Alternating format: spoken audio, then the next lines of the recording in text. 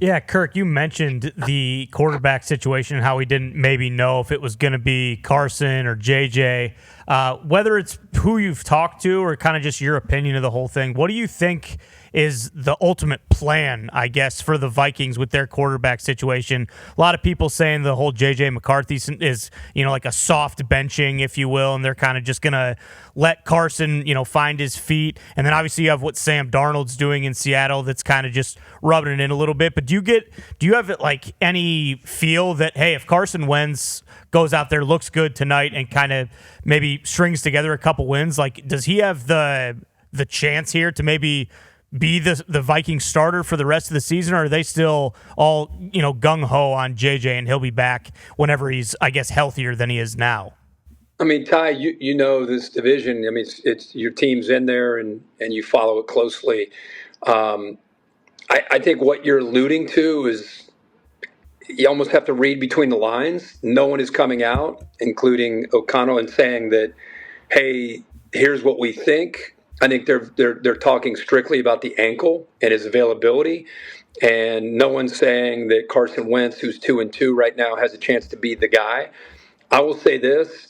I know J.J. McCarthy in that opener against Chicago didn't play great. He had that nice quarter late to be able to pull out a win.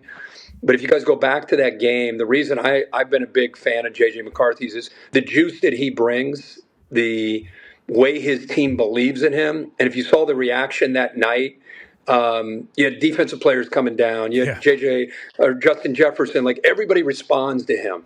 So I think there's a lot there to like. I think there's a lot there to think about the potential of what he and this offense can be with him as a starting quarterback.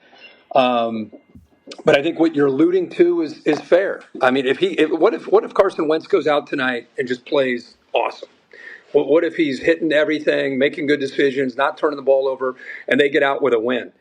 And then next week they're gonna ask Kevin O'Connell what's going on with the ankle. Is JJ McCarthy, because it sounded like it was almost right on the edge of being able to pull the trigger and play him this week. So if that's the case, you get a mini bye on a Thursday night game for next Sunday.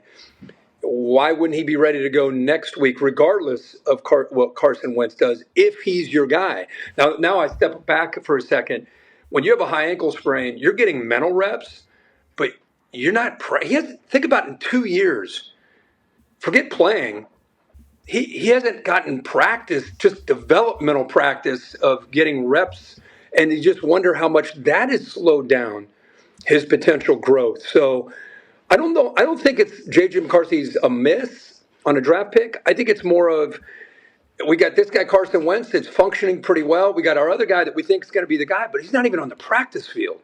So how do we go from a guy who's, let's say, 3-2 as a starter to a guy that's not had any reps?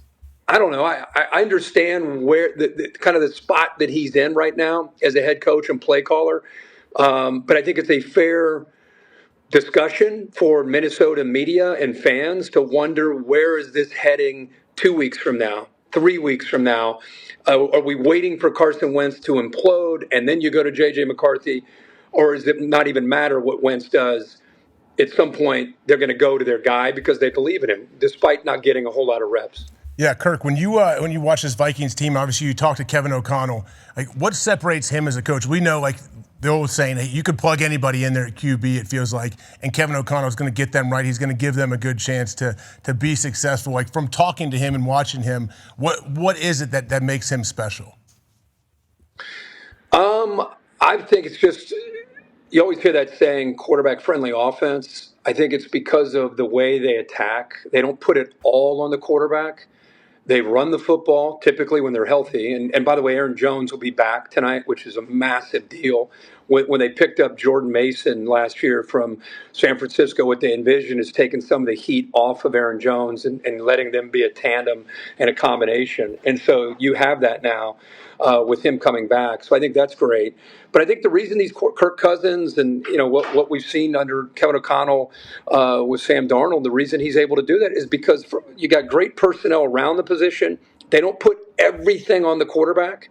They run the ball, they boot, they naked, they play action. Their drop back game is rhythmic, timing, get the ball out. They give you answers as a quarterback. So I think he's one of the better play callers, in my opinion, in the NFL, and does as good a job as anybody at diagnosing a defense and knowing how to attack it and finding its weaknesses. So you got a Chargers defense that's more than capable of playing better than they have in recent weeks. I think they've lost a little bit of their mojo and confidence. And like I said earlier, I think a short week, getting Khalil Mack back, he played 12 snaps last week just as a pass rusher. And meanwhile, even at 34 years old, he still sets the edge and is really physical.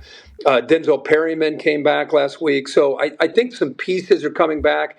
But to answer your question, I just think Kevin O'Connell does a really good job of providing answers and not making the quarterback feel like we're going to go as you go. I think there's enough weapons around that position. Think about it. You got Justin Jefferson, arguably the top receiver in the entire league on one side, Jordan Addison on the other. You got TJ Hawkinson, who's getting more and more healthier as far as that ACL he's recovering from, Jalen Naylor. You got Jordan Mason, Aaron Jones. I mean, there's a lot there, and I think it makes the quarterback feel like, okay, I don't have to feel like I got to play Superman ball for us to be able to move the football. And if you watch Sam Darnold last year, he seemed to he'd get back, one hitch, balls out. He gives these quarterbacks confidence because he gives them answers.